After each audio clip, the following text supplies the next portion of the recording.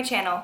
Today I wanted to make kind of a shorter video just to talk about some new things that I've been thinking about and some new developments. I got a lot of really positive feedback and a lot of love from people from my previous videos, both the you don't have to be the best and my social media and anxiety videos. And I'm feeling a lot better today.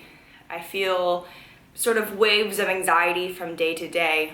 That's one of the things that people who suffer from anxiety will tell you, that one day they'll feel fine and the next day they'll feel like a truck hit them. For me, the hardest times are usually in the morning and at night. Sometimes I have a hard time sleeping. Sometimes out of nowhere, sort of experience this overwhelming sense of anxiety that I can't control. I can't pinpoint what's going on or why I feel that way. And that gets really frustrating, not only for me, but for my partner Kyle, where I will be fine. And then out of nowhere, all of a sudden, I will be in tears, or I will feel debilitated, like I can't go anywhere, or I just want to lay down and not even do anything. And it's really, really frustrating. I've been talking a lot about it with my dad, and this is something that my dad suffered pretty severely with in his mid-20s, and it's actually something that both my grandmother and my great aunts have suffered through as well. So anxiety-driven depression is something that my family just goes through. I'm starting to realize that I'm not alone. There are a lot of people, especially in this current generation, with the amount of economic pressures that we have and just social expectations that we have. I know a lot of people who suffer from anxiety, and so it's not that I feel alone in it, but when you are suffering through this anxiety attack and my heart is beating out of my chest and I'm sweating or I'm clammy, in that moment I feel very alone and I feel like no one can understand what's happening. This is not a moment to bag on Kyle or anything, but let me just give you an example. The other day, I felt really, really saddened and I just wanted to lay in bed all day. Kyle, he wanted to make me coffee or something, and I said, yeah, can you make me coffee? And he responded by saying, but this is the only thing that I'm gonna do for you today. You've gotta make yourself happy today. It's a beautiful day outside, blah, blah, blah, blah, blah. What he meant was that I had to sort of think about my happiness and choose my happiness, whatever. But the way that that came out to me was, you're not trying to be happy, or you're not trying to enjoy the day, and you're just making this up. And that's not something that you say to someone who is suffering with anxiety. He didn't mean it in a mean way at all. But I think that if you know someone in your life that is suffering with anxiety, don't tell them, but you've just got to choose happiness. You've just got to be happy. Most of the time, people who are suffering with anxiety, they're trying. They're really trying. I know that I am. And today, that's why I made this video right now. Today, I actually feel really good. And that's really empowering to feel good. But I also know, and I have this sort of creeping fear inside me that in a couple hours, I may not feel okay anymore. And it's not that that's my fault, but it's just something that I have to accept and contextualize and talk through to therapy about. So that's something else that I've actually made an effort to do. I have spoken to a new therapist.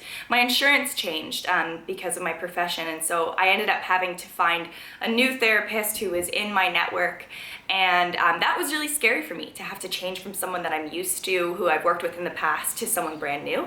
But hopefully, I'm pretty sure that I found someone that I will mesh well with. I have to go to my initial consultation, my initial appointment.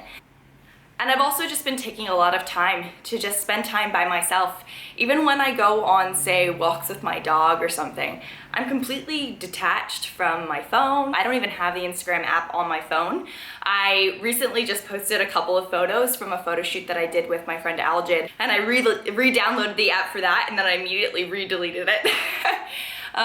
Because I still just don't feel comfortable being full-time back on social media and having to check that all the time. I think that those are just kind of small choices that I've been making and trying to find better solutions to not go all or nothing, to be able to still maybe maintain the sort of presence that I have on social media and use my voice in positive and empowering ways, but also not feel so much obligation and so much responsibility to constantly post multiple times a day. So again, that's just something that I'm working through.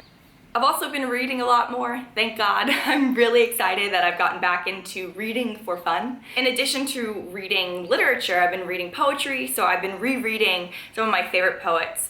One of them is Nayyirah Waheed, and I wanted to really quickly read it to you guys because I thought that it was just kind of perfect for me right now, something that I really needed to hear, and hopefully it's something that will be useful to you as well. The invitation. Respond to rejection by being more you. Whenever you are hurt and may want to contract, disappear, shrink, dim, fold, hide, as a reaction to any form of harmful rejection, I gently invite you to try this. Expand. Be more you, not less you. Expand. Rest. Relax. Deeper inside the very thing that is being ridiculed or rejected. She goes on to talk about how folks reject certain people because of the color of their skin or because of their sexuality, because of their language, their faith, their clothes. And while I don't think that those things necessarily apply to me in my current situation, I do think that the final section of this quote still does ring true. And she says, honoring your greatest authenticity only serves to make your authenticity, your existence, your body, soul, mind, healthier, brighter, stronger. Being your most self, your purest details, only makes you a life that is alive, only makes you precisely, accurately, breathtakingly yourself exact. I had to realize that when I am facing these fears and these rejections, and I think that's what a lot of this is this fear of rejection, this fear of maybe people either not liking me or me not achieving or me not putting out useful content or me not, I don't know, inspiring in the ways that I want to or empowering the ways that I want to or being heard or whatever this is, as much as that is, again, a ridiculous problem to have. I have to remind myself to sit more deeply in me and to privilege my core values and to really project the most authentic me that I can, regardless of how someone's going to interpret that or warp that or manipulate that view of me. I have to continually remind myself, in spite of anyone else's interpretation of me, whether it's good or bad, whether it's empowering or whether it's a misperception, I have to be most authentic to myself and rest within my own core values. I love when Nayyirah writes, being your most self, your purest details, being the most of what you can be, because it's already inside of you. All of that already exists. It's just what you project outwardly. How can you be the most you? How can you show the most authentic, the purest, without any sully, without any misrepresentation, whatever. And whether or not people accept that or whether or not they reject that or whether or not, you know, they're empowered by that and they're encouraged by that or they misrepresent that and they hate that about you. Being your most self and sitting most deeply inside who you are, I think that's what's empowering. And I want to continue to focus on that, continue to focus on actually feeling what I'm feeling inside. And so yeah, I think that's what I'm kind of thinking and mulling over lately.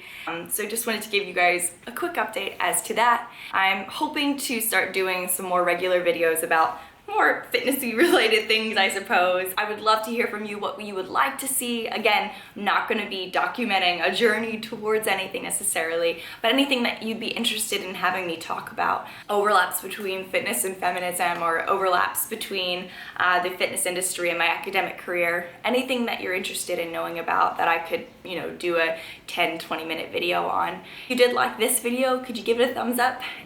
I love you guys. Thank you for supporting me regardless of what I'm going through. It really means a lot to me, and I hope to be back happy and active more often soon as I get a better grip on sort of my own personal issues. And thank you for allowing me to be vulnerable with you and for listening to me.